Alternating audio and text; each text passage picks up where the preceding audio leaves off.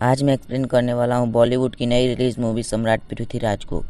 Film की शुरुआत अफगानिस्तान के गजनी से होती है, जहाँ पर सम्राट पृथ्वीराज को मोहम्मद गौरी ने बंदी बनाकर रखा है और आज ही पृथ्वीराज को सजा भी देनी है। मोहम्मद गौरी बार बार सम्राट पृथ्वीराज से कहता है कि वह उसके सामने घुटने टेक दे। अगर पृथ्वीराज ऐसा कर देता है तो मोहम्मद गौरी उन्हें रिहा कर देगा, लेकिन पृथ्वीराज हमेशा की तरह अपना पराजय स्वीकार करने से मना कर देते हैं। अपना पराजय स्वीकार न करने के जुर्म में सजा के तौर पर सम्राट पृथ्वीराज को शेरों से लड़ाया जाता है, जबकि पृथ्वीराज की दोनों आंखें मोहम्मद गौरी ने निकलवा ली थी। मोहम्मद गौरी का सेनापति पृथ्वीराज से कहता है कि पृथ्वीराज, मैं सुना हूँ कि तू अक्ल का अमीर और कानों का धनी है, तो इस बात का प्रमाण देने के लिए तुझे शेर से लड़ना होगा। कुछ देर बाद एक शेर को पृथ्वीराज की तरफ छोड़ा जाता है। जब शेर पृथ्वीराज के नज़दीक आता है तो पृथ्वीराज उसकी आहट से शेर को बड़े ही आसानी से मार देते हैं, लेकिन थोड़ी देर बाद दो शेर को और भी भेजा जाता है। उसे देख वहां उपस्थित लोगों को लगता है कि अब पृथ्वीराज का जिंदा रहना नामुमकिन है, लेकिन पृथ्वीराज उन दोनों को में से एक को तो बड़े आसानी से पहले ही मार देते हैं। तभी दूसरा शेर पृथ्वीराज की टांगें अपने मुंह में दबाकर पृथ्वीराज को इधर उधर घसीटने लगता है, लेकिन वहाँ पृथ्वीराज के साथ उनका पंडित चंद्रबरदाई भी होता है, जो संकेत देता है कि पृथ्वीराज तुम्हारे बगल में हथियार है। तो पृथ्वीराज उस हथियार को लेकर बड़े आसानी से उस शेर को भी मार देते हैं। अब मूवी की सीन चली जाती है। कन्नौज में संयुक्ता दिखाई देती है, जो कि पृथ्वीराज से बेहद प्यार करती है। वे दोनों एक दूसरे को हमेशा खत लिखते रहते हैं, लेकिन वे दोनों एक दूसरे से कभी नहीं मिले। अगले सीन में हम देखते हैं कि गजनी से मोहम्मद गौरी के भाई मीर हुसैन का एक दूत आता है और वह एक चिट्ठी लेकर आता है। वह पृथ्वीराज से कहता है कि मोहम्मद गौरी और मीर हुसैन के बीच में बगावत हो चुकी है और अब वह मोहम्मद गौरी मीर हुसैन को मारना चाहता है और मीर हुसैन आपकी शरण में आना चाहता है। और जब पृथ्वीराज उस दूत से पूछते हैं कि आखिर दोनों भाइयों के बीच बगावत क्यों हुआ, दूत सम्राट से कहता है कि मोहम्मद गौरी की पत्नी को मीर हुसैन ने भगा कर ले गया। दरअसल मोहम्मद गौरी की पत्नी एक नर्तकी थी और दोनों मीर हुसैन और मोहम्मद गौरी की पत्नी एक दूसरे से प्यार करते थे, इसलिए मीर हुसैन को कोई बचा सकता है तो वो आप ही हैं। सम्राट पृथ्वीराज को भी फैसला लेने से पहले अपने सामंतों जरूर पूछा करते थे। जब सम्राट अपने सामंतों से पूछते हैं तो काका सम्राट से कहते हैं कि एक नाचने गाने वाली के लिए तू गौरी से क्यों भिड़ना चाहता है। तो पृथ्वीराज कहते हैं कि क्या एक नाचने गाने वाली की कोई इज्जत नहीं होती। तो काका कहते हैं कि पृथ्वी, क्या तू भूल गया कि गजनी का मोहम्मद गौरी बहुत खतरनाक है। तो सम्राट कहते हैं कि नहीं भूला कि कैसे उसने सोमनाथ मंदिर को तोड़ा था। तो काका सम्राट से कहते हैं कि फिर तू मीर को क्यों सजा देना चाहता। तो सम्राट कहते हैं कि युद्ध के भय से वो अपना धर्म नहीं तोड़ सकते, इसलिए सारे सामंतों को सम्राट की बात माननी पड़ती है और अगले ही दिन वह मीर हुसैन को लेने चले जाते हैं। अब अगले दिन पृथ्वीराज के पास मोहम्मद गौरी का एक दूत आता है और वह कहता है कि मीर हुसैन ने मोहम्मद गौरी की पत्नी को भगाने का जुर्म किया है, तो चाहे तो पृथ्वीराज मीर हुसैन को मोहम्मद गौरी के हवाले कर दें और चाहे तो मोहम्मद गौरी की पत्नी को अपने पास रख लें। तो पृथ्वीराज दूत से कहते हैं कि मैं अपना सर काट कर दे सकता हूँ, लेकिन शरण में आए हुए का कोई कुछ नहीं कर सकता, और जब तक मेरे एक एक सामंत एक एक सिपाही जिंदा हैं, मीर हुसैन हिंदुस्तान में सर उठा कर रहेगा। अब अगले सीन में युद्ध की तैयारी होने लगती है। युद्ध प्रारंभ हो चुका है और मोहम्मद गौरी के भी विशाल सेना है। सबसे पहले मोहम्मद गौरी की तरफ से बहुत सारे तीर छोड़े जाते हैं। तीर से बचने का प्रबंध पृथ्वीराज ने पहले से ही कर रखा था। तीर के नज़दीक आने से पहले पृथ्वीराज के सैनिक एक बहुत बड़ी ढाल तैयार कर देते हैं और उसी ढाल के पीछे से पृथ्वीराज के सैनिक बहुत सारे तीर चलाते हैं, जिससे मोहम्मद गौरी की आधी सेना मारी जाती है। इधर काका मोहम्मद गौरी को उसके हाथी से गिरा देते हैं, तभी वहाँ पृथ्वीराज आ जाता है। इसके बाद दोनों में युद्ध होता है और मोहम्मद गौरी परास्त हो जाता है और सम्राट उसे बंदी बना लेते हैं और कारखाने में बंद कर देते हैं। अब इधर पृथ्वीराज चंद्रबरदाई को भेजते हैं मोहम्मद गौरी से पूछने के लिए कि क्या तुमको क्या चाहिए।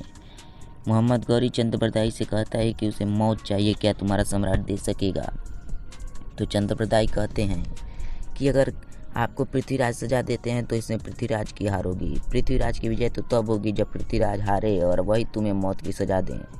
जिसे मोहम्मद गौरी कहता है कि क्या बक रहे हो। तो चंद्रबरदाई कहते हैं कि अगले मुलाकात में मैं तुम्हें सब बता दूंगा। दरबार में सब सोचते हैं कि पृथ्वीराज मोहम्मद गौरी को मौत की सजा देंगे। आगे देखते हैं कि पृथ्वीराज ये निर्णय लेते हैं कि वे मोहम्मद गौरी को छोड़ देंगे।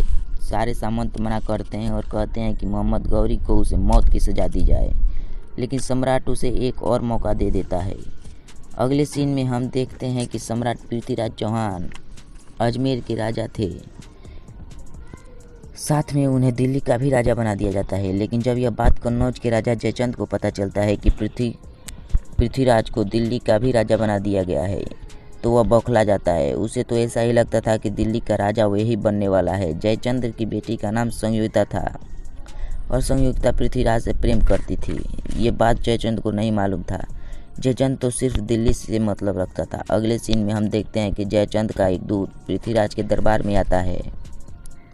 वो दूत से कहता है कि कन्नौज के राजा जयचंद राजस्व यज्ञ करने वाले हैं। बड़े बड़े राजा राजस्व यज्ञ इसलिए करते थे कि वो अपने राज्य की सीमा बढ़ा सकें और छोटे छोटे राजाओं से कर वसूल सकें। यहाँ जयचंद्र सम्राट से तो कर नहीं वसूल सकता, इसलिए वो पृथ्वीराज से आधी दिल्ली चाहता है। अगर वह आधी दिल्ली नहीं देता तो युद्ध के लिए तैयार हो जाए। तो सम्राट उसे कह देते हैं कि मुझे उसका निमंत्रण स्वीकार है।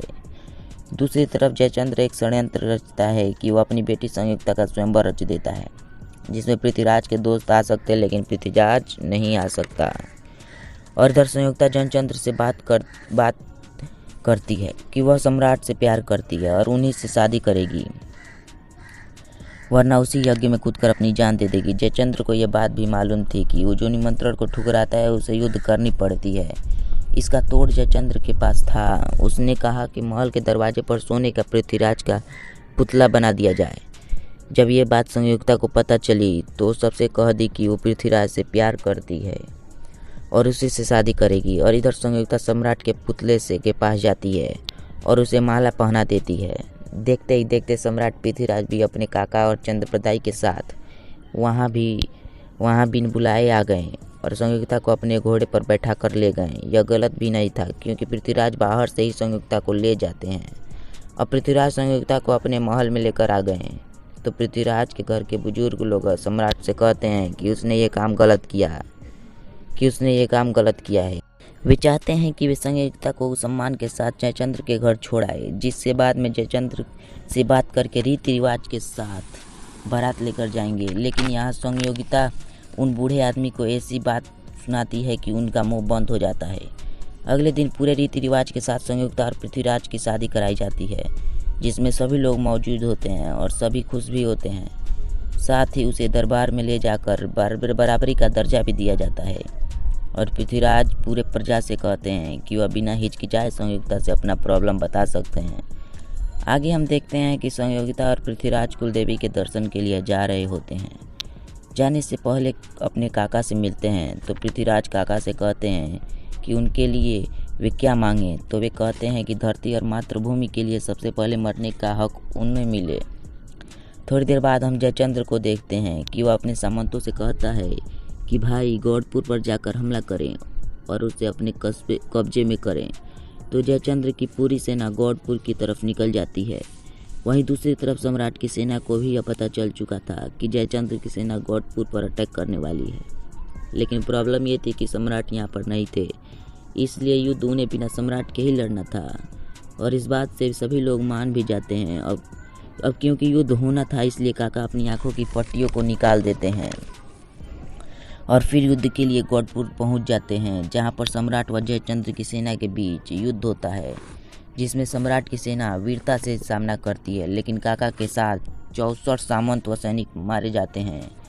लेकिन ये युद्ध सम्राट की सेना जीतती है। सम्राट जब कुलदेवी के दर्शन करके वापस आते हैं तो उन्हें एक धक्का सा लगता है, क्योंकि जब उन्हें पता चलता है कि काका सहित 64 सामंत शहीद हो चुके हैं तो उन्हें बहुत बुरा लगता है। साथ ही यहाँ देखते हैं कि संयोगिता को भी बुरा लग रहा था, क्योंकि लोग तरह तरह की बातें कर रहे थे। उन्हें ये लग रहा था कि ये सारा युद्ध उसी की वजह से हुआ है।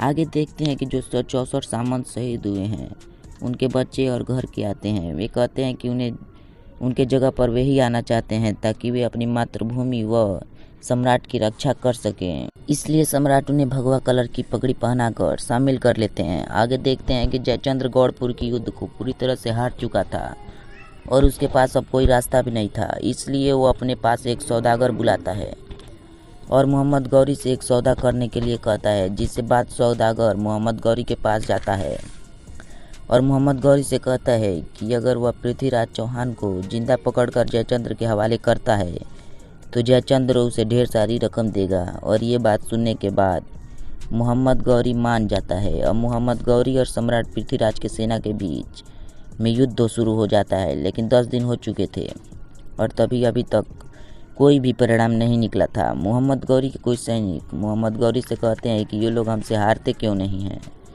उनकी सेना और हमारी सेना बराबर की है, इसलिए बावजूद हम उनसे हारते हैं। तो मोहम्मद गौरी उनसे कहता है कि जिस ज़मीन को हम ज़मीन कहते हैं उस ज़मीन को वे मातृभूमि कहते हैं और वे मातृभूमि की रक्षा के लिए जान भी दे सकते हैं।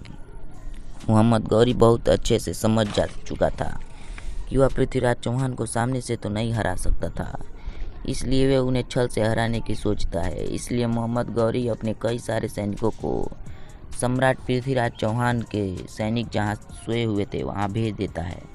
बाद में पृथ्वीराज चौहान के सैनिक सो रहे होते हैं तब उन्हें मार देता है और पूरे इलाके में आग लगा देता है। पृथ्वीराज को जब ये बात पता चलती है और जैसे ही वे बाहर आते हैं वे मोहम्मद गौरी के लोगों को मारने लगते हैं। लेकिन यहाँ पर मोहम्मद गौरी के कई सारे सैनिक पृथ्वीराज चौहान के सैनिकों पर तलवार रख देते हैं और इसी छल के कारण उन्हें बंदी बनना पड़ता है। और जब ये बात संयुक्ता को पता चलती है तो वे सारे सामंतों स्त्रियों को अपने पास बुलाती है, क्योंकि वे बहुत बड़ा यज्ञ करने वाली है। और जैसे ही यहाँ पर यज्ञ समाप्त होता है सारी औरतें उसी यज्ञ में अपने जान की आहुति दे देती हैं।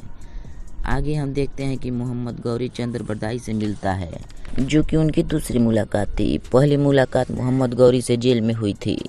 मोहम्मद गौरी चंद्रबरदाई से कहता है कि अब उसकी जान मिट चुकी है और अब पृथ्वीराज चौहान कुछ भी नहीं कर सकता, क्योंकि अब तो सम्राट के पास दोनों आंखें भी नहीं हैं। तो चंद्रबरदाई मोहम्मद गौरी से कहते हैं कि जुगनियों को गुमान है कि उन्होंने सूरज को कैद कर लिया। जुगनियों को कहाँ पता कि उनके शहर में सूरज उगा ही कहाँ है।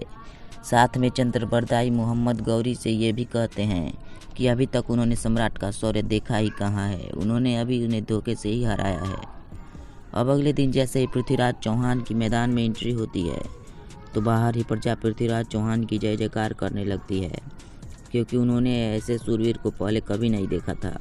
अगले दिन पृथ्वीराज चौहान की चुनौती ये थी कि उसे धनुष के साथ 7 तीर दिए जाएंगे और 7 मौके दिए जाएंगे और उस मैदान में 7 सिपाही होंगे।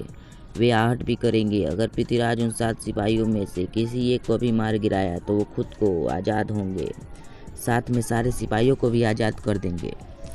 लेकिन पृथ्वीराज कहते हैं कि उन्हें इतना बड़ा मौका नहीं चाहिए, बल्कि सिर्फ एक मौका चाहिए। एक मौका होगा, एक तीर होगा और एक सिपाही होगा, और वह सिपाही कोई दूसरा नहीं मोहम्मद गौरी होगा।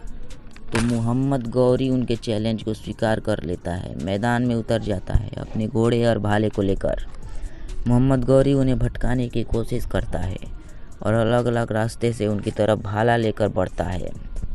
लेकिन सम्राट पृथ्वीराज चौहान शब्द भेदी बाण चलाने में निपुण हैं और जैसे ही मोहम्मद गौरी सम्राट के पास आता है सम्राट उसे एक ही तीर में मौत के घाट उतार देते हैं। मोहम्मद गौरी तो मारा जा चुका था और जैसे ही चंद्रबरदाई सम्राट के पास आता है मोहम्मद गौरी के सैनिक सम्राट पृथ्वीराज और चंद्रबरदाई को ढेर सारे तीरों से छलनी कर देते हैं और यहाँ पर दोनों ही शहीद हो जाते हैं। यह एक फिल्म नहीं बल्कि सच्चा इतिहास है। दोस्तों उम्मीद करता हूँ कि ये वीडियो पसंद आई हो। अगर वीडियो पसंद आई हो तो वीडियो को लाइक और चैनल को सब्सक्राइब ज़रूर करें।